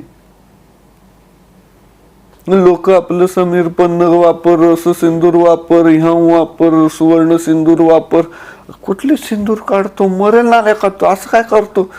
साधं एक चविकासवाची त्याला अपेक्षा आहे, तेवढं चविकासव दिलं तरी त्याच्या शिंका बंद होतात. आणि चविकासव येतं राजयक्ष्म्याच्या चिकित्सा, नोवेअर इट कम्स.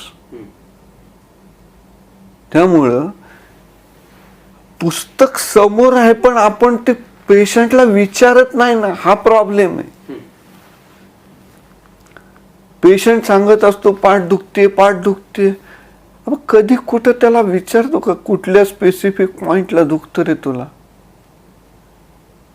अंशशूल आहे का, अंश पार्श्वाभित अपश्च, संतापहा करपादयो पेशंट सांगतोय, पण त्यावेळी आपण त्याला चुकून कधी नाही दुखतं म्हणजे आग होती का दुखतं असं कधी क्रॉस क्वेश्चन किंवा हे विचारत नाही. आणि जर त्याला संतापहा करपादय अंश पार्श्वाभि ताप असला तर त्या त्रिरूप मधली तो दोन रूप सांगतोय तुम्हाला. आणि मग त्याला ज्वर आहे का, तो तेही सांगत असतो की संध्याकाळी मला ताप आल्यासारखं वाटतं, अंगार असतं पण ताप येतो. त्यावेळी आपण त्याचं निदान कधीच राजयक्ष्मा करत नाही. त्याला राजयक्ष्म्याच्या चिकित्सेची अपेक्षा असते. हे तिन्ही गोष्टी एकमेकाशी रिलेटेड आहेत. सोपे विचार आहेत, पण ते जर पुढे रेटले तर त्यातनं बरंच काहीतरी मिळतं. मला पुण्यातला ऑफिशियल म्हणून माझ्याकडे आलेला पहिला स्टुडंट जो होता त्याचंच नेहमी आठवतं. आता तो अहमदनगरमध्ये मोठी प्रॅक्टिस आहे त्याची. पोरगा अत्यंत क्रिएटिव्ह आणि हुशार होता आणि प्रॅक्टिकल माणूस होता. माझ्याकडे सर्दी आली म्हणून ट्रीटमेंटला आला 95 साली. आणि हे बघू रे आपलं हॉस्पिटल चालू झाले, बघू सर्दीला औषध घेऊन काय होतं. तो आला आणि फायनल इयरला होता. त्याला मी फक्त शतावरी चूर्ण दिलं तर सकाळचं आणि संध्याकाळी घ्यायला. शनिवारी आमची गाठ पडली, त्याला मी लिहून दिलं. त्यानं शनिवारी घेतलं, रविवारी घेतलं, सोमवारी मी कॉलेजला गेलो तर तो हॉस्पिटलच्या दारात उभा होता पोरगा. गेले गेले त्यानं माझे पाय धरले. मला म्हणला, सर म्हणला, मला 2 डोसमध्ये बरं वाटलं. शतावरीच्या 2 शतावरीच्या डोसमध्ये माझी सर्दी गेली. म्हणून मी म्हणला, सगळी पुस्तकं जाऊन काढून बघितली की कुठल्या पुस्तकात सर्दीवर शतावरी घ्यायला सांगितली. म्हणला, मी तुमचे पाय एवढ्यासाठी आज धरले की मला कृपया सांगा की कुठल्याही पुस्तकात शतावरी ही सर्दीवर घ्यायला दिलेली नसताना तुम्ही मला शतावरी का दिली. म्हटलं, बाळ, मला एक वाईट खोडी आहे. मी डायग्नोसिस लिहून ठेवतो पेशंटचं, जे मला वाटेल ते लिहितो त्या दिवशी, पण डायग्नोसिस लिहितो. तुझा पेपर काढ आणि तुझं डायग्नोसिस काय लिहिले ते बघ. म्हटलं, तुला आपोआप समजेल मी शतावरी का दिली. डायग्नोसिस बघितलं आणि ते पोरग पेपर हातात घेऊन असं सुन्न माझ्या पुढे येऊन उभा राहिलं.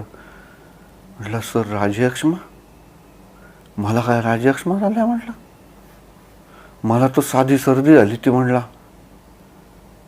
बाळ, आता लक्षात घे, तुला जी साधी सर्दी वाटत होती ते राजयक्ष्मेचं फक्त एक रूप होतं. आणि तुला दिलेलं औषध हे राजयक्ष्म्यावरचं होतं. संतर्पण करायची गरज होती म्हणून तुला शतावरी दिली. आणि तू जर तोंडानं सांगत असलास की शतावरीच्या 2 डोसमध्ये तुझी सर्दी गेली, तर तू आता माझा डायग्नोसिस कन्फर्म करून आलायस की माझं शक बरोबर आहे की तुला राजयक्ष्माच. ते राजयक्ष्मा म्हणल्यावर त्याचे वडील होते डॉक्टर. नंतर त्यानं ऐकलं नाही, काय झालेलंच नाही मला म्हणला. आणि तो असाच भटकत राहिला. मोटरसायकलवर अहमदनगर ते पुणे वगैरे जायचं, तो यायचा, असं करत राहिला. त्याचे वडील डॉक्टर असल्यामुळे त्यांनी सगळ्या टेस्ट करून घेतल्या, सगळे एक्सरे करून घेतले, IgG केलं, IgM केलं, सगळं दुनियादारी केली, मॉन्टुक्स पण करून घेतले. म्हणजे सगळ्यांनी शिक्का मारून सांगितलं की छाती ठोक, असं ज्याला म्हणतात, तो एक वेगळा प्रकारे सांगेन नंतर. त्या छाती ठोकाने त्याला सांगितलं की तुला राजयक्ष्मा नाही आहे, TB नाही आहे तुला. 2 महिने गेले. दिवाळीच्या वेळेचा हा डिसेंबर मधला प्रकार. दिवाळी झाल्यावर एप्रिलला बरोबर परीक्षा चालू झाल्या. आणि परीक्षेच्या वेळेला मी गेलो आणि हा पोरग्या दिसला नाही मला पेपरला बसलेला. पोरांना विचारलं, म्हणलं, कुठे गेला रे तो? म्हणले, सर, तो अहमदनगरच्या सिव्हिल हॉस्पिटलमध्ये ॲडमिट आहे, त्याला ट्युबरक्युलोसिस झालाय आणि आयसोलेशनमध्ये ठेवलाय त्याला. तर बरं झालं पोरग त्यातनं अँटीबायोटिक्स घेऊन सो कॉल्ड जूनमध्ये आलं. जूनमध्ये आल्यावर त्यानं परत तोच प्रकार केला. मी कॉलेजला यायच्या आधी तिथं येऊन उभं होतं आणि त्यानं अख्ख्या हॉस्पिटलच्या दारात मला साष्टांग नमस्कार घातला. म्हणला, गुरुजी, कसली भूतविद्या आहे म्हटलं ही, की 3 महिने मला ट्युबरक्युलोसिस व्हायच्या आधी तुम्ही माझं डायग्नोसिस राजयक्ष्मा करता आणि सर्दीला शतावरी देता आणि मला बरं वाटतं, आणि तुम्ही मला परत सांगता की सांभाळ, तुला प्रॉब्लेम येईल, आणि त्याप्रमाणे खरंच 3 महिन्यानं प्रॉब्लेम येतात. ही कसली विद्या आहे म्हटलं, बाळ, याला आयुर्वेद म्हणतात. ह्याला आयुर्वेद म्हणतात आणि पूर्वरूपावस्थेत व्याधी ओळखणं म्हणतात. त्या दिवशी तुझ्या पोटातले आवाज ऐकले, यकृत आणि प्लीहेवर वायवीय नाद येतोय आणि याला प्रतिशय आहे, याचा अर्थ याला संतर्पणाची गरज आहे आणि हा राजयक्ष्म्यात आहे. तेवढ्या 2 आवाजांच्या जोरावर मी तुला तुझं निदान राजयक्ष्मा केलेलं होतं, उगाच नव्हतं केलं. ह्याला आयुर्वेद म्हणतात. तेव्हापासून ते पोरग जे आयुर्वेद म्हणून माझ्या मागं चिकटलं, आज त्याला फेल करणारी मंडळी टाळ्या वाजवत बसलेत, पण ते एकटं प्रॅक्टिस करून जातं. की हा जो राजयक्ष्म्यातला विचार आहे हा आपण कुठंतरी पुढे न्यायचा आहे. आज कितीतरी युटराईन हे वाढतोय, ट्युबरक्युलोसिस वाढतोय, फॅलोपियन ट्यूबचा ट्युबरक्युलोसिस वाढतोय. मध्ये काय काय मला बोलवलं होतं बरंच ते IMA वाल्यांनी. ते म्हणले आमच्याकडे सेमिनार आहे, त्यातले स्पेशालिस्ट येणार आहेत दिल्लीतले. गोट्या खेळत बस म्हटलं. कोणाला काही येत नाही मला माहित आहे. तुमच्याच्यानी ज्या वेळेला होणार नाही त्यावेळेला मला सांग, मी आपण काळी ताली साधी खायला घालतो आणि तो बरा होतो. माझ्यासाठी युटराईन असू दे नाही तर सेरेब्रल असू दे, मला काय फरक पडत नाही. सेरेब्रल असला तरी मी पिंपळीचा काढा करून त्याला नस्य घालतो. युटराईन असला तर आपण काळाला ताली साधी देतो. फार तोंड न उघडण्या एवढा बेकार असला तो सरळ पिंपळीचा काढा करून बस्ती देतो. मी वाट बघत बसत नाही. मला माहित आहे पिंपळी हे किलिंग मायकोबॅक्टेरियम आहे. मी मागं बघतच नाही. फार कडकड झाली ब्लडमध्ये असलं तर म्हणलं मी पिंपळीचा वॉटर एक्सट्रॅक्ट काढून इंजेक्ट पण करेल. माझा काय नेम नाही. मला माहित आहे ह्यानं बॅक्टेरिया मरतो, तो जिथं असेल तिथं मी इंजेक्ट करणार. मी सोडत नाही. हा विचार पुढे रेटत रेटत जर गेलं तर सगळ्या गोष्टी शक्य आहेत. दुसरी गोष्ट आता त्यातली टोकाची गोष्ट म्हणजे निदानामध्ये राजयक्ष्म्याच्या वेगवेगळ्या प्रकारची स्वप्न पडतात असं सांगितलंय. आणि ती तशीच खरी पडतात पेशंट. तुम्हाला शंका आल्या आल्या तुम्ही जर पेशंटला विचारलं की कारण तुला असं होतं का, हो म्हणून सांगतो. मला असं स्वप्न पडतं सर. मला स्वप्नात माकडं दिसतात, मला स्वप्नात मोर दिसतात, पोपट दिसतात, सांगतो. तेच तुमच्या पुस्तकात सांगितलं. स्वप्नेषु का कशुक शल्लकी नीलकंठाग्रधरास तथैव कपयः कृकला सकाश्च तम वाहयन्ती स नदीर्विजलांश्च पश्येत शुकांस तरुण धूमदवार्दितांश्च. ही सगळी स्वप्न तो पडतात म्हणून सांगतो. आपण त्याला विचारत नाही. कारण चक्षुषा न च पश्यन्ति पश्यन्ति ज्ञान चक्षुषा. आपणच वाचलेलं नसतं म्हणून आपण त्याला विचारत नाही. आणि तो स्वप्न पडतात डॉक्टरना कसं सांगायचं म्हणून तुम्हाला सांगत नाही. कम्युनिकेशन घ्या. पुढची गोष्ट अजून एक, आयुर्वेद किती महान आहे. आयुर्वेदात तुम्हाला ह्याच्यामध्ये सांगितलंय की कावळ्याचे मांस खायला घालावे रुग्णाला. तो कावळा किती महत्वाचा कावळा आहे याचा अनुभव मी घेतलाय. हो, एनलाइटन. लक्ष्मी रोडला मी सकाळी वैद्य मनोज नेसरी म्हणून आयुष्य तुम्हाला माहीत असतील, त्यांच्याकडे रात्री आम्ही टाइमपास केला आणि सकाळी लक्ष्मी रोडला येऊन उभा राहिलो बसची वाट बघत. 6, 6:15ची वेळ आणि रिकामा रस्ता. जस्ट बसेस सुरू झालेल्या. येऊन उभा राहिलो तो बसला. PMTची बस गेली, थांबली स्टॉपवर.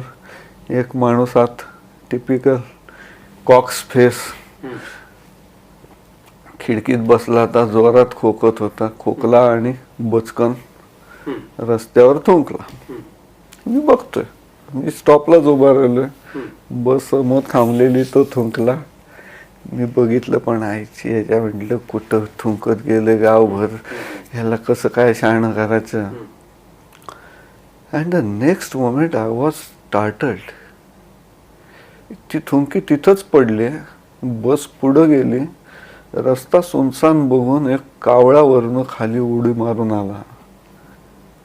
त्याच्या शेजारी बसला त्या थुंकलेल्याच्या आणि त्यानं ते सगळं चोच आडवी करून थुंकलेलं काढून गिळून टाकलं. आणि माझ्या डोक्यात गपकन प्रकाश पडला. आईला म्हटलं हा कावळा थुंकी खातोय आणि ट्युबरक्युलोसिस होऊन मेलेला कावळा नाही. कावळ्याला ट्युबरक्युलोसिस झालेला ऐकत नाही, एवढी गावावरची घाण खातो, पण कावळ्याला ट्युबरक्युलोसिस झालेला नाही. आता तर हा साक्षात इथं पडलेली म्हणजे हायली इन्फेक्टिव्ह मटेरियल खातोय, तरी हा मरत नाहीये. याचा अर्थ याच्या शरीरामध्ये अँटीकॉक्स अँटीबॉडीज तयार आहेत. याची इम्युन सिस्टीम एवढी पॉवरफुल आहे की त्याच्यामध्ये ऑमनी अँटीबॉडीज तयार आहेत. आणि म्हणून तुमच्या राजयक्ष्म्यामध्ये जे सांगितलंय की पेशंटला कावळ्याचे मांस खायला घालावे, आणि मग ते कधी वापरायचं तर पेशंट ज्यावेळी अत्यवस्थ आहे आणि पेशंटवर बाकीचे उपाय लागू पडत नाहीत, त्याला ऍक्टिव्ह इम्युनिटी सप्लाय करायची गरज आहे, त्यावेळेला त्याला कावळ्याचे मांस खायला घालायचे. त्यावेळी तुमची औषधं काम करायला जेवढा वेळ लागणार आहे तेवढा वेळ तो जगू शकणार नाही हे तुम्हाला माहित आहे. त्यावेळी त्याला जसं सलाईन लावतात तसं इमर्जन्सी ट्रीटमेंट म्हणून कावळा खायला घालायचं.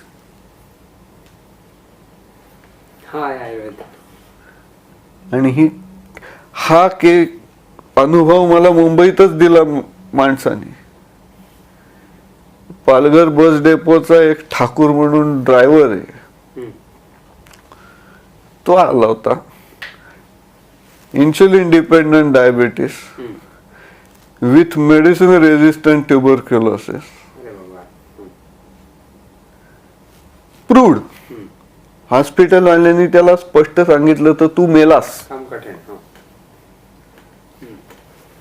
मेडिसिन रेजिस्टंट आहे हे तर स्टॅम्प्ड होता, आणि त्याच्यात तो इन्सुलिन डिपेंडंट डायबेटिक होता. म्हणजे त्याची इन्सुलिन डिपेंडंट डायबिटीस म्हणजे स्वतःची इम्युन सिस्टीम पार झोपलेली आहे, ती वर येण्याचे 0 चान्सेस. आणि शिवाय तो मल्टी ड्रग रेजिस्टंट ट्युबरक्युलोसिस म्हणजे अजून पार म्हणजे जगण्याचा शुद्ध काही चान्स नाही. त्याच्यात त्याची अवस्था एकदम ॲक्यूट. वजन 35 किलो, ज्वर, डोळे बाहेर आलेले टिपिकल, विचित्र अवस्था, पूर्ण नालेस आणि सगळं टिपिकल मरायला टेकल्याचं पिक्चर. माझ्या पुढे येऊन बसला, मला म्हणलं ट्रीटमेंट द्या साहेब. मला ऐकलंय म्हणलं मी तुम्ही काहीतरी करू शकाल म्हणून. म्हटलं यार तुला औषधानं तर काय उपयोग होणार नाही. सॉरी म्हटलं, तुला औषध देण्यात काही उपयोग नाही, तू तर मेला म्हटलं. तुला वाचवायला काही चान्सच नाहीये कोणीकडनं, कुठनं वाचवू ना म्हटलं. तुला औषधं द्यायची, पण औषधं देऊन उपयोग व्हायच्या आधी तू मरणार आहे. तो पण असा बिचारा मायूस झाला आणि परत चालला तर दारापर्यंत गेला. आणि अचानक माझ्या डोक्यात आलं, म्हणलं याला कावळा खायला सांगावा यार, हे कावळा खायचं परफेक्ट पात्र आहे. म्हणलं यार एक उपाय आहे, मी तुला आज औषध नाही देणार, म्हणलं एक उपाय सांगतो, तेवढा जर तू केलास आणि जिवंत राहिलास तर म्हणलं 15 दिवसांनी आपण परत भेटू. तो पायातल्या चप्पल अशा लहान पोरं उडवतात का नाही, तशा दारात त्यानं चप्पल उडवल्या आणि पहिल्यांदा येऊन पायावर बसला. हा म्हणला काय असेल ते सांगा, म्हणला सगळं करतो. म्हटलं गणा आपल्याला कावळ्याच्या मटणाचं सूप खायचं. ह्या ते जायला म्हटलं किती कावळे आहेत म्हटलं आमच्याकडं, कोण मारलं तर विचारते. म्हणलं आदिवासी एरियात आमच्या पाड्यात 1000 आहेत म्हटलं, किती पाहिजे तेवढे सांगा म्हणलं. म्हटलं करायचं काय, म्हटलं एकच कावळा मार, जास्त मारू नको, पाप लागतं, एकच मार म्हटलं. रोज एवढं 60-70 ग्रॅम पीस घ्यायचा त्याच्या मटणाचा, इमानदारीनं खिमा करायचा, सूप बनवायचं आणि रोज सकाळ संध्याकाळ सूप घ्यायचं. म्हटलं जिवंत राहिलास 15 दिवसांनी परत भेटू, आत्ता औषध नाही. 15 दिवसांनी मी परत मुंबईत आलो. हा माणूस ताड ताड ताड पैलवानासारखा चालत आला. अवसर म्हटलं काय औषध आहे म्हटलं. 7व्या दिवशी म्हटलं ताप गेला, मी ड्युटीवर जॉईन पण झालो म्हटलं. एकही औषध न देता नुसता कावळ्याच्या मटण सूपनं ह्या माणसाचा पूर्ण राईज इन टेम्परेचर गेला, मॅलेस गेला, वेट 1.5 किलोनं 15 दिवसात वाढलं त्याचं, total picking up back. Great. आणि त्याच्यानंतर जी गंमत झाली की त्याला मेडिसिन रेजिस्टंट ट्युबरक्युलोसिस आहे आणि तो नीट झाला असं समजल्या तो ज्या हॉस्पिटलला ट्रीटमेंट घेत होता त्या हॉस्पिटलमधनं 6 जण माझ्याकडे पोचले. Same cases, most of them forest rangers वगैरे असे होते. ते अजूनही माझ्याकडं येऊन जातात. मुंबईत आहे, शनिवार आहे म्हटलं की येऊन ते नक्की भेटून जातात. ते 6च्या 6 जण वाचले फक्त कावळा खाऊन. काही नाही, काहीही नाही. दिस इज ॲब्सोल्यूट आणि आयुर्वेद. माझ्या मनचं काही नाही. शास्त्र आहे, जसं पुस्तकात आहे तसाच व्यवहार आहे आणि त्या व्यवहारानं बाहेर आलेली मंडळी पण आहे. आज त्याचं अख्खं ते किशोर ठाकूरचं अख्खं खानदान माझ्याकडं येत. अजून त्याची पोरं त्यावेळी बारकी होती, ती सुद्धा आता मोठी झाली, त्यांची लग्न झाले, त्यांना पोरं झाली, ती सुद्धा सगळी आता काही झालं की कुठेही जाऊ नको, तू उठ आणि इथं जा. प्रश्नच नाही. ही शास्त्रानं दिलेली देणगी, त्याच्याशिवाय दुसरा पर्याय नाही. हे राजयक्ष्मा मधलं टोक आहे.